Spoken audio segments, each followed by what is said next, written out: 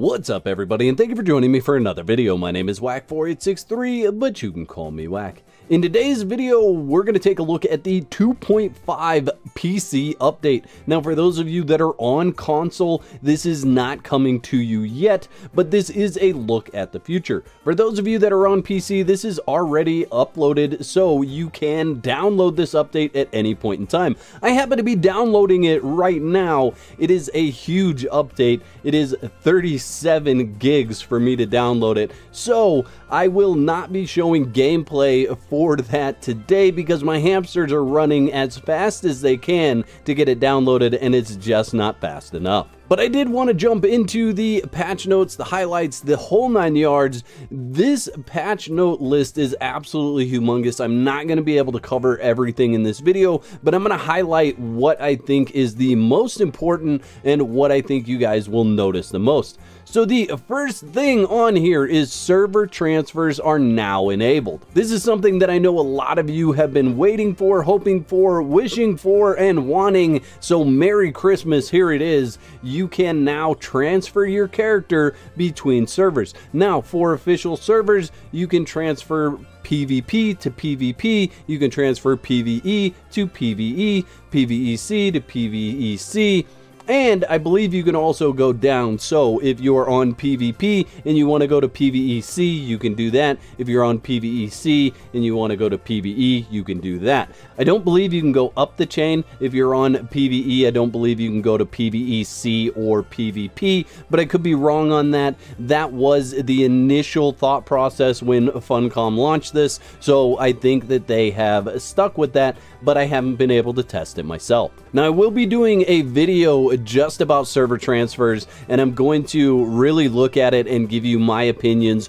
on the server transfer and the way that it was launched once I get the update downloaded. Small animal pins are in the game now. These are great. I did a whole video showing you guys how big these animal pins were. If you haven't seen that video, I'll put it in the top right hand corner of this video. As far as I can tell, nothing with the animal pin has changed from test live to live, and so whatever information is in that video, it's still good today.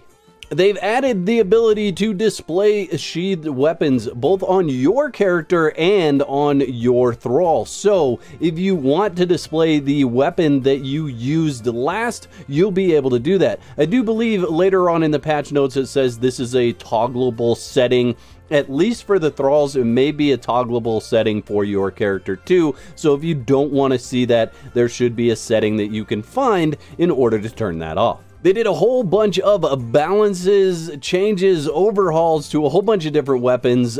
Great axes, katanas, claw weapons, those have all undergone a massive change. And then they've also added a new weapon archetype. That is the dual axes, and I did a whole video on the dual axes as well. I'll link that in the top right hand corner of this video so you can see what the dual axes are all about. Now, I am going to skip through quite a bit of this stuff. I will link the patch notes in the description of this video should you want to go over and read them yourself, but they've done a lot of performance and stability fixes as well as exploit fixes. Where I'm going to focus here next is the new additions. So they added 4 new weapon recipes classified as claw weapons. They have bone claws, iron punching daggers, steel punching daggers, and hardened steel punching daggers. Now, the punching daggers are different from regular daggers, so there are 2 different style of daggers. So if it says punching dagger, it's going to be one animation, where the regular daggers will be a totally different animation.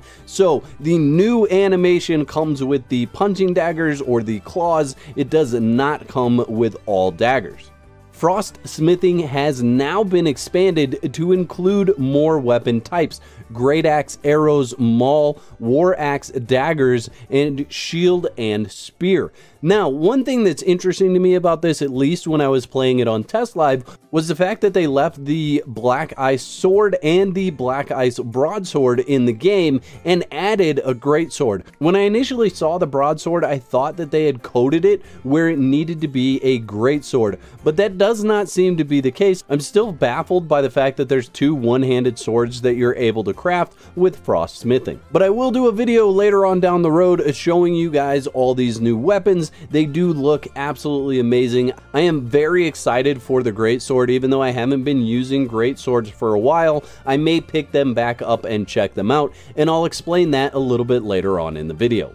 There's more recipes that they've added as well, a couple of short swords and a couple of great axes. So the steel short sword at level 31, the hardened steel short sword at level 55, the steel great axe at level 32, and the hardened steel great axe at level 56. As I mentioned earlier on, the new weapon archetype dual axes. Now, I want to clear something up that I feel like might have muddied the waters a little bit or might have been misunderstood from the video that I did about dual axes. This is currently only for the Havoc and Malice and the Whirlwind Blades. Those are both classified as dual axes. You cannot take 2 one-handed axes and classify them as dual axes. So you're not going to be able to take the Axe of the Lion and the Festering one and make them dual axes, although that would be really cool if they came up with some sort of attachment where you could add a chain to, say, those 2 weapons and turn them into dual axes. That's something Funcom can think about for down the road if dual axes seem to be exciting for most of the player base. Zath coming to Siptah. The religion teaching item for Zath will now drop during surges from tier 3 and tier 4 Zath priests on the Isle of Siptah. Now, it's interesting that they're only dropping from surges. I would have thought they would have dropped from any of the Zath priests in the Isle of Siptah, but currently it says only surges. I do happen to know which surges those are, and I will make a video about that in the upcoming weeks. Now, I touched on the server character transfer that is now enabled a little bit earlier on, but I'm going to touch on it one more time just to say this. It is only enabled on official servers. For anybody that has a private server, you actually have to go in and turn this on if that's something that you want to do. What I will say is I'm not sure how much they've tested this with different mods, so you want to be careful in testing that with different characters that have been created with different mods. I'm not sure how a server that doesn't have the same mods will handle a character transfer of somebody that was maybe created their character with a mod and then they transfer that character to another server. So private server owners are going to have to test this and see how this works. Let's get a little bit into the building and placeables here. Added some modifications to the placement logic for fish traps and crab traps. This is really good. I hope that this kind of makes it a lot easier to place them because it's been a process getting to the point where you can just throw them in some water and walk away. Some of the time you've actually had to place them outside of the water, just at the water's edge, in order to find that sweet spot. So I'm really hoping that this is fixed at this point in time. There are a whole bunch of crafting fixes, and I'm just going to highlight a few of them here. So the Stygian armor, the Stygian invader armor, is now available to be learned at the main Stygian camp on the Isle of Siptah. Conan's royal armor and Atlantean sword. I know this has been a big pet peeve for a lot of people that own this. I personally don't own this, so it's not something that's affected me, but for those of you that are affected by this, it says it can now be properly crafted again. So if you'll leave a comment in the comment section below letting me know if that's something that was fixed, that would be great and I'd appreciate it. DLC skinned pets will not eat or produce items in the pen. Now, the way they wrote that makes me think maybe it's still not working, or maybe they've actually fixed it to where if you take your saber-tooth out and you put the Yamatai skin on it and then you put it back in the animal pen, maybe it will finally produce dung, and it looks like that's what's intended, so I'll be checking into that. But if that's so, that's a really good change. Jumping down to AI and Thrall fixes, and I think the number one thing out of this right off the bat is fixed an issue where bosses inside vaults would not spawn in single player or co-op under specific circumstances. I know there's been plenty of people that have said this has been an issue for them, so hopefully this fixes that going forward and you can engage in that content the way it was intended. An interesting addition here is that baby animals will now cry for help when you savagely take them away from their beloved families and home. This will trigger an aggravated response from their nearby devastated and obviously angry relative. Who's the monster now? This is interesting because I think when you get in those areas where there's pets anyway, most of them will attack you on sight and you'll grab aggro instantly. It'll be interesting to see if that aggro range is actually larger than the sight range. So maybe you'll end up getting more things coming to attack you than you were expecting when you pick up that baby animal. Archers should no longer walk backwards, ignoring terrain features, as they can only be one king of moonwalking. So this should be really interesting to see if that works out and how that's going to change the way that Thralls behave as well. I know a lot of people have been frustrated with Thrall archers falling off of their high points where they've placed them in order to defend their base. So it'll be interesting to see if that fixes that and how much they will actually back up if you set them on a high place. Thralls are now able to retrieve a shield from their inventory and use fists and shield combination during combat. I'm not sure why you would ever give a Thrall a shield and not an actual weapon, but that's a thing, I guess, and they will be able to pull that shield out of their inventory on their own. You guys know that I love purges. They did some purge fixes. Let's run through that real quick. The purge system no longer reports intermediate wave start and end events to the event log. It now reports when the purge starts and when the purge ends. So basically for that, you're just going to have a lot less clutter in your event log when you're going through your purge notifications. Purges are no longer spawning in the southern region of the Noob River. Give them a chance, you know.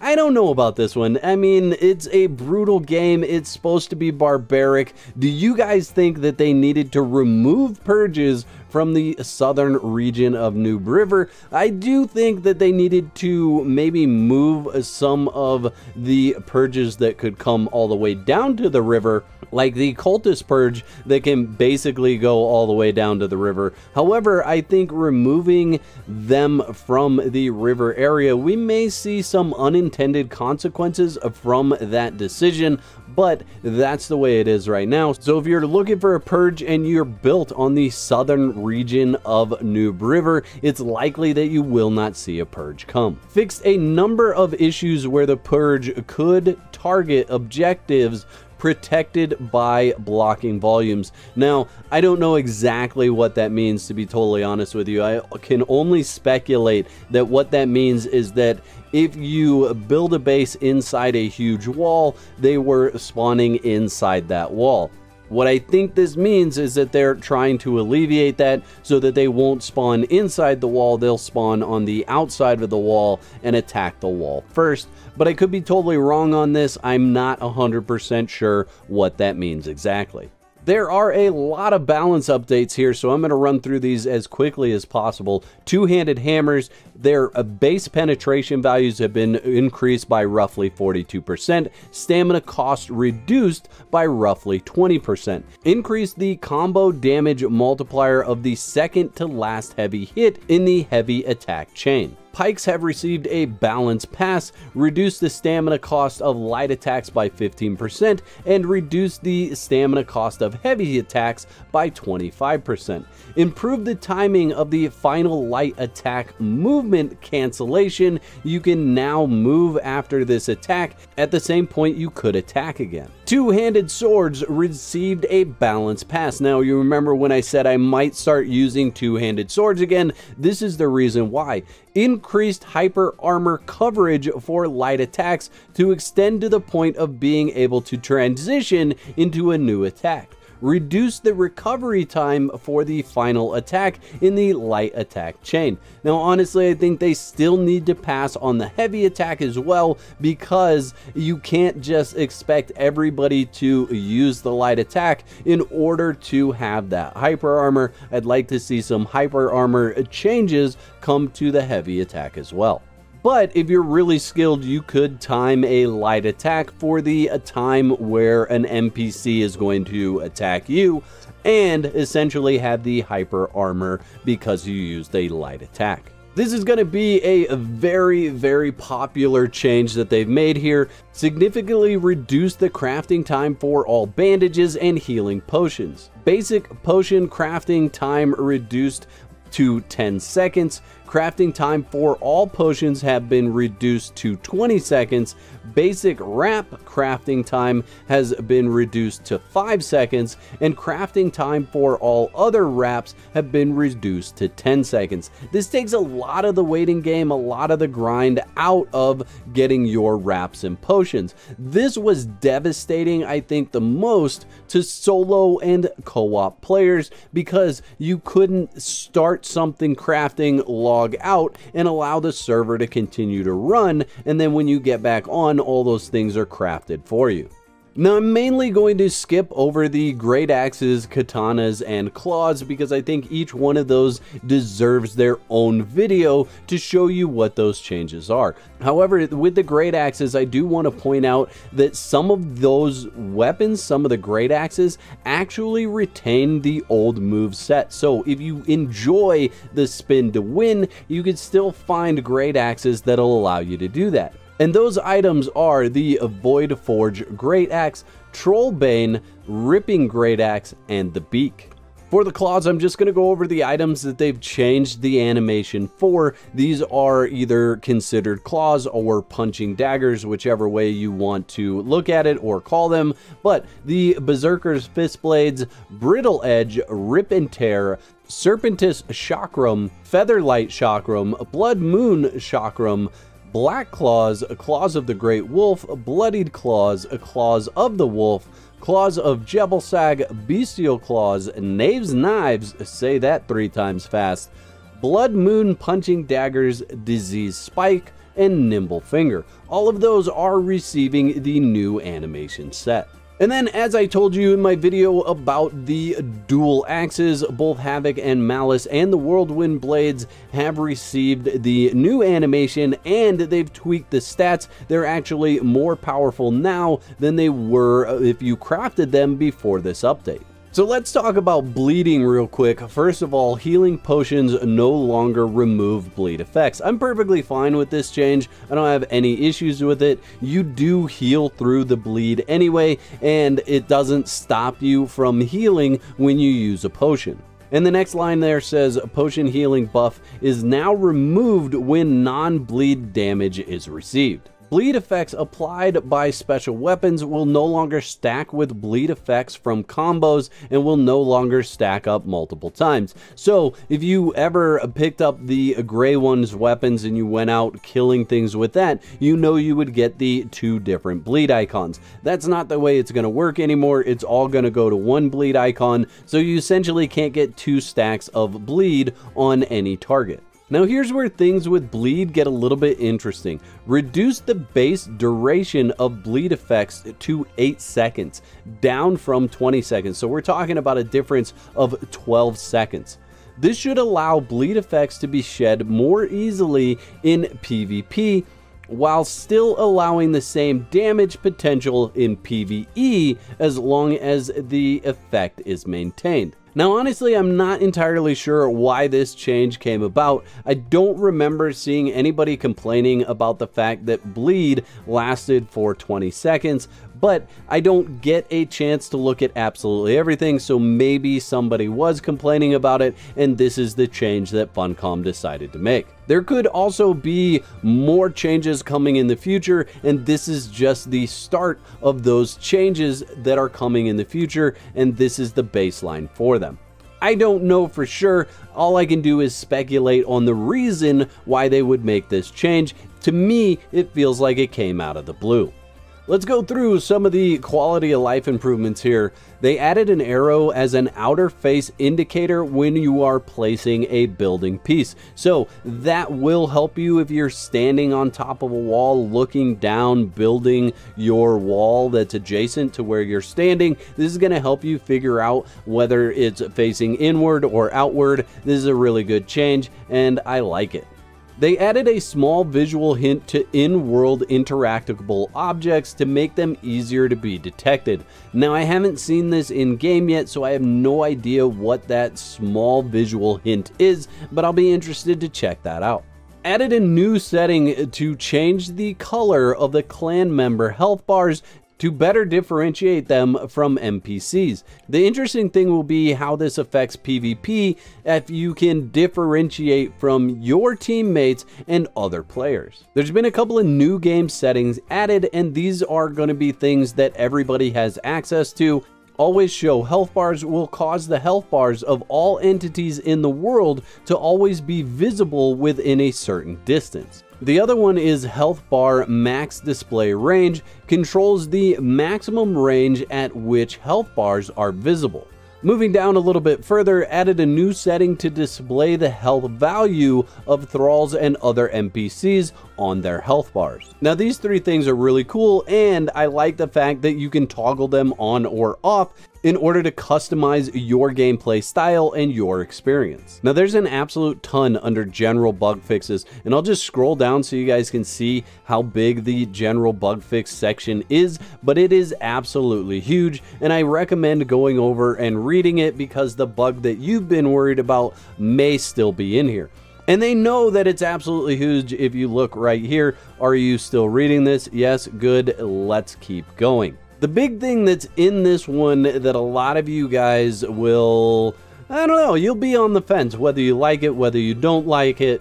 But basically, potions now expire if placed in a pet or mount inventory as intended.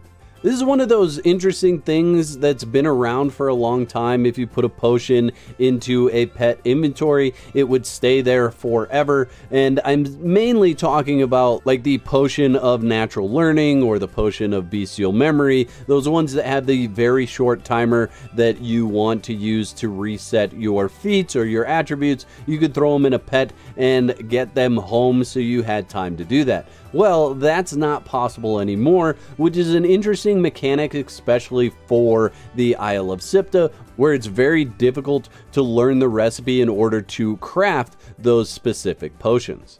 Now, there's quite a bit more in here, but it's not stuff that I'm really excited about going over, or it's things that I actually really need to see in game before I kind of comment on them or say anything about it. So I'm going to wrap up this video, and the next couple of videos I will highlight certain areas from the patch notes and bring you guys a first look at what those things look like in the game. And I want to know in the comment section below, what are you most excited about from the patch notes? Whether I covered it in this video or not, let me know that in the comment section below. The whack moments in this video were sponsored by my legendary supporters. Thank you very much. If you'd like to become a member, you can click the button below that says join. That'll give you all the details. I'd like to thank all my subscribers for their continued support, likes, comments, and general awesomeness. If you're not a subscriber, you can start your free trial today and cancel at any time. Clicking the bell is highly recommended so you get notified when I upload another video. Now, if you're not done watching, there's 2 videos on the screen. You could pick one of those to watch next. I hope you've enjoyed this video as much as I've enjoyed making it. I'll catch you next time. Peace.